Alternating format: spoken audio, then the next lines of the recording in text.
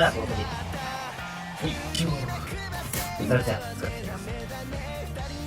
まず最初に軽く分け目どこにするか決めておきます。で、今回の構図なんですけど、まず最初にわーって前に乾かす。こういう感じで、大体どんくらい乾かすかっていうと、毛先が出てるなってわかるぐらいで、そしたら2本指使ってもらって上げてもらって分け直す。乾かす時のポイントなんですけど、右左って感じで乾かすこと。で、そしたらこの後2本指作ってもらってこの上にこういう感じでかけてくる。